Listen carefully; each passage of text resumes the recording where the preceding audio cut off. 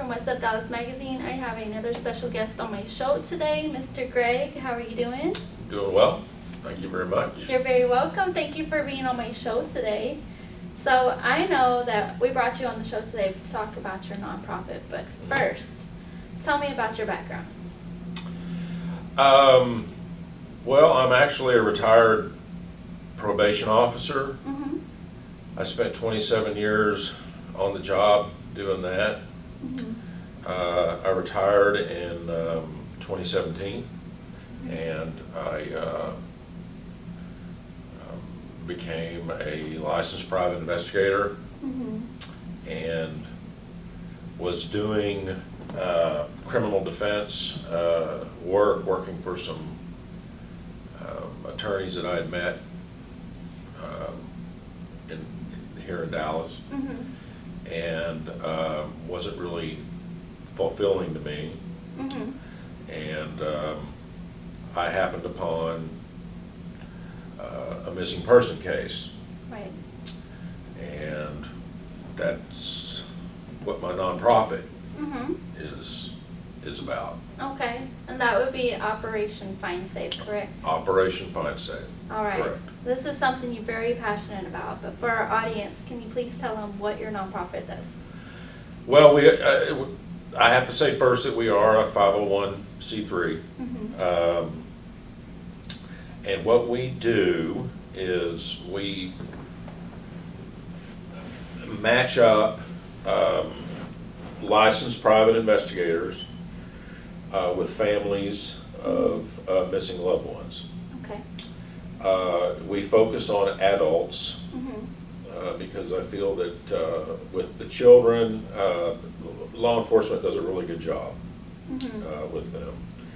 The area that needs attention, Mm-hmm. well, it all needs attention, but the area that's not getting any attention from law enforcement are adults that go missing. Mm-hmm. Right. And the reason for that is, not to slam on law enforcement or anything, but the reason for that is that if you are, it depends on what state, if you're over the age of 18 and you just want to leave, Mm-hmm. you're not breaking the law. Mm-hmm. So, let's say somebody goes missing, Mm-hmm. a family member, Right. a parent, a mother, you know, a son. Mm-hmm. The family will usually, call the police. Right. The police will come out, they'll interview them, Mm-hmm. and if they don't see any indication of any, Foul play or yeah, anything? anything like that, then what they do is they'll make a report, Mm-hmm. they'll give that report to the family member, Mm-hmm. and they will put the information on the National Crime Information Computer as a want to locate, Mm-hmm. okay? And that's really about it. Now that's a blanket Mm-hmm. statement. It depends on the jurisdiction. Right. But in a city like Dallas, I can guarantee you that that's what happens. Mm-hmm. Again, not slamming on law enforcement, but for example, Dallas PD they're down about 40%, Right. 45%. Mm-hmm. And last I heard, they share their missing persons investigators Mhm. with the youth division. Now that might have changed, and I don't have the exact number of investigators that they have, Mm-hmm. but it's not enough. Right. It's not enough. So what my organization does Mm-hmm. is a family will reach out to me and they'll say, hey, got a family member missing. The police won't do anything. Mhm. Okay? So I will ask them to go to my website, which is www.operationfindsafe.org, Mhm. and I'll ask them to just, give me the basic information. And we require that law enforcement has been notified, and we also require that NamUs, Mhm. that they have a profile with NamUs, which is the National Missing and Unidentified System. Mhm. If they have that, I will look at the case. I'll Mhm. call the family members back. I'll get all the information that I can. Right. In the missing person business, there's no such thing as a bad lead. There's no such thing as a bad idea. Mhm. There's no piece of information or fact or theory that's dumb. Right. It's all relevant. Tell me everything, Yes. because you're looking for a needle in a stack of needles. Mhm. And once I get all that information, now that I realize this is a Dallas magazine, but my cases come from all over the country. Right. I just had one up around Niagara Falls, Mhm. and they come from all over the country. Mhm. So what I do at that point is, if I feel that the case, that there's a possibility that this person can be found. Mhm. And what I mean by that is if somebody calls me and said, my loved one's been gone for 20 years, Mhm. that's obviously something that we would not Yeah. pursue. But if I think this is a workable case, then what I will do, I will try to find that family Mhm. through the organizations that I belong to as a private investigator. Mhm. I'll try to find that family Mhm. a PI in their area. Right. The charity is that the family doesn't pay anything, Mhm. okay? Right. The reason for that is your average family,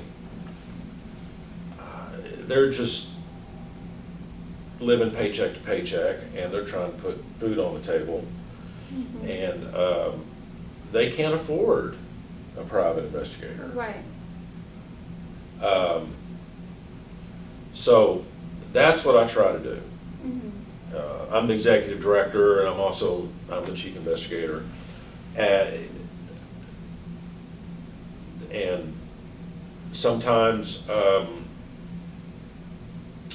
we can find somebody that will be willing to take the case, Mhm.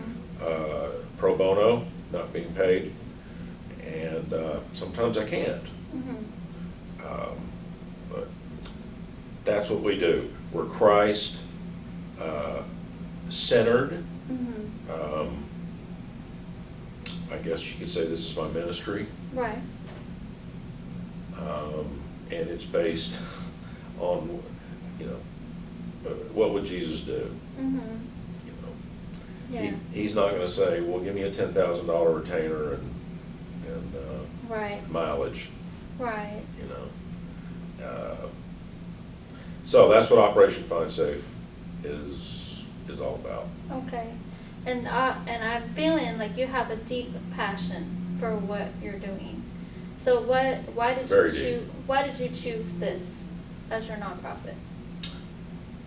I have some experience with a family member, Mhm. and yeah, Mhm. So it's your driving force behind it. You just don't want people to feel what you had felt because you've been there. yes, Mhm. yeah. I don't really like to talk about it, but That's okay. And I was at a meeting one night, Mhm. and I was approached by a couple. Mhm. Their daughter was, and that's another thing. I haven't come across a case yet where there wasn't some type of dysfunction going on Right. with the person that went missing. Mhm. The drug abuse, alcohol, dementia, Mhm. what have you. But I had a family approach me. They knew that I was a PI, excuse me, and they said that their daughter, adult daughter, Mhm. who was addicted to methamphetamine, Mhm. who did not live with them, Mhm. hadn't checked in with them. Mhm. And they said that, they couldn't allow her to live in the house. It was one of those situations where they had to have an intervention, and Right. she said, I'm gone. But she always checked in, Mhm. and she stopped checking in. Right. And they were just worried sick. I mean, they hadn't heard anything from their daughter for, months. Mhm. And they asked me if I could help. Mhm. And this is the case I referred to in the beginning, Mhm. that I happened across. And I was thinking missing persons. I said, that's, wow, that's tough. I was thinking this to myself, and they said, but we don't have any money. Right. And so I sat down and talked with them for a little bit and asked them, Mhm. what information, did they have? They thought they didn't have anything to go on, when in reality, they had a lot to go on. Mhm. They gave me areas that she would frequent, and anyway, long story short, it turned out good. Mhm. I was able to get her to call her parents, Mhm. and they were just relieved to know that Mhm. their daughter wasn't Yeah. dead, Right. wasn't down at the ME's office, Mhm. and it just felt good. Mhm. It just felt good. And, oh, something I forgot to mention. We can't guarantee that there's going to be a happy outcome. Right. But what I can guarantee, absolutely guarantee, is that we will give the case due diligence. Right. That's all you can do on a missing persons case. Mhm. My organization will pick up where the police Mhm. left off. Right. So Yeah. it's, we do the best we can. Of course. With all respect to all the families, you definitely consider every case the way it should be, Yes. professionally handled. Yes, yeah, absolutely. Mhm. I'm the executive director, and when a case is passed off to a private investigator, I will check with the family to make sure that they are, because the biggest thing is the Mhm. families don't hear anything Right. from the, if the police don't take the case, or if for some reason, a small jurisdiction will, they don't hear anything. Mhm. My investigators, I tell them, check in with the family, Right. whatever y'all agree on. Mhm. If it's every day or if it's every other day, whatever, just check in with them. Mhm. And I make sure that that happens. Mhm. Yeah. I like that, Yeah. because You know, there's a lot of people out there that have, they have cases, they have missing people, and they're still waiting years and years and years for a response. But it's almost like they feel like they have given up. But the fact that your operation is out here doing that, and you're being professionally handling every case, that's amazing. That gives people hope. It really does. Mm-hmm. That's really all we have, isn't it? It is, because without hope you have nothing, right? Right. Absolutely. And I know a lot of our viewers might be asking, like, what is the success rate of your operation so far? Well, we've had some happy outcomes, and we've had some bad outcomes. Mm-hmm. You know, you can give a case due diligence, Mm-hmm. and you have to tell the family, Mm-hmm. you know, we've followed every lead that there is. Right. But, you know, should you hear anything else, or should we come up with anything else, we'll follow that lead. Mm-hmm. Sometimes we just have to tell the family, you have to wait for developments. Because sometimes, like, I know a lot of people, whenever they're the clients, they kind of feel like they have to be telling you what to do. So this is not one of the questions that we had planned up, but I just want to ask you, like, how do you handle a client where they want to push it faster than what your process is? Like, they want to take charge of it.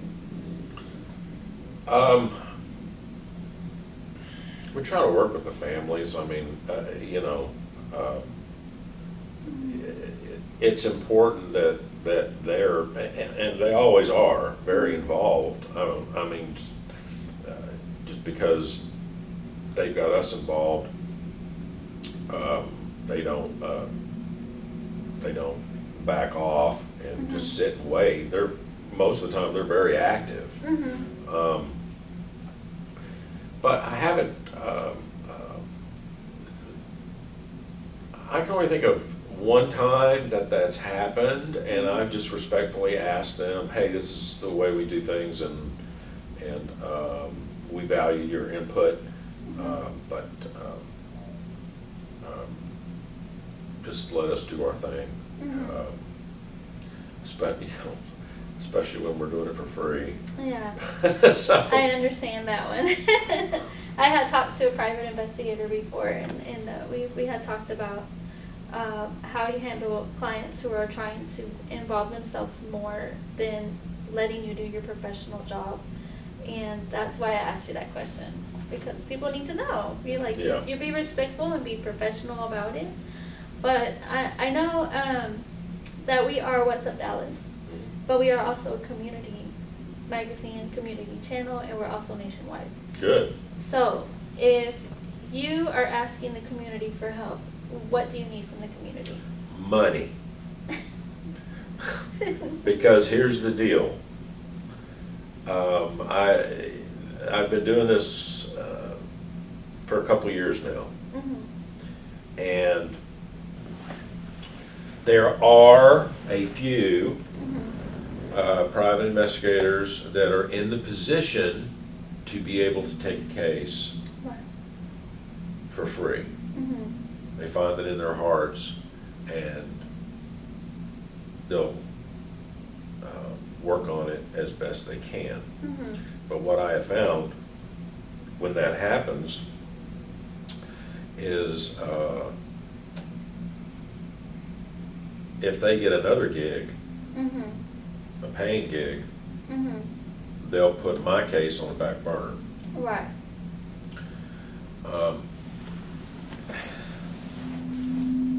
I don't like that. However, you have to earn a living. Yeah.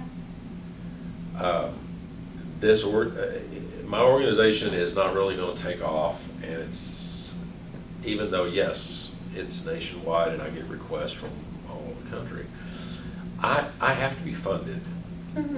I've got to be able to, the old saying, and also I've run into this too, the old saying, you get what you pay for. Mhm. That's applicable sometimes. Mhm. You know, I've gotten some undesirable people, and I've gotten some really good people as well, doing it for free. But the charity is that the family doesn't pay anything, Mhm. because yeah, that's what's important. Yes. But, you know, I would really like to be able to compensate Mhm. the investigators. Right. Um,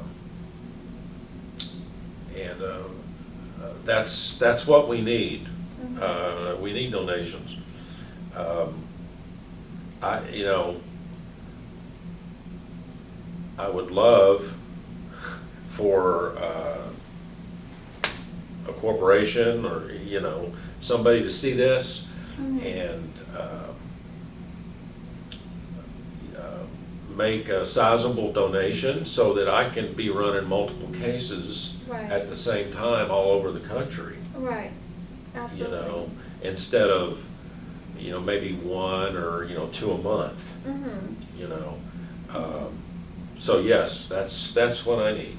The angel investors, sponsors, donors, somebody that's going to really support this, because like he was saying, he needs community support to get this organization funded and getting these families what they need, which is help, especially when you can't afford it. And we're in a world where, you know, people are having hardships and stuff, but there are going to be people out there that are going to see this and want to donate for you. So, and, you know, I know we're all about the faith, and we know that with God anything is possible. So we know this is definitely going to happen. I'm just going to claim it right now. I believe it. Mhm. Absolutely. So, I mean, Greg, I want to thank you for your time.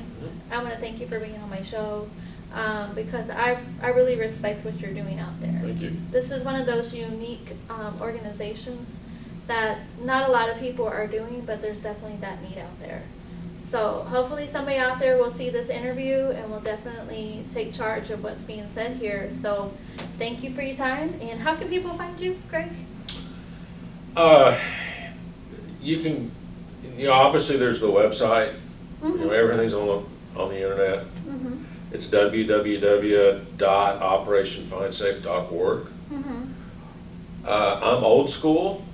If you want to call me, give me a call. And my cell phone number is 945-336-2726. Mhm. And my email address is gleejohnsonpi@gmail.com.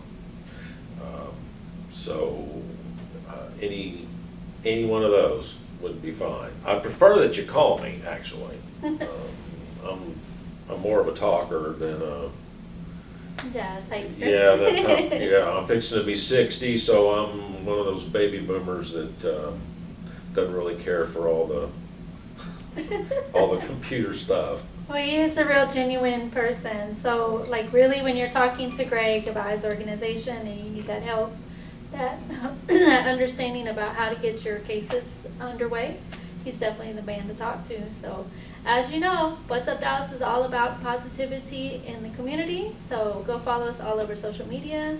Go follow Operation Find Safe. Please reach out if you need some help or if this touches you enough to donate. So, please, thank you all for your time.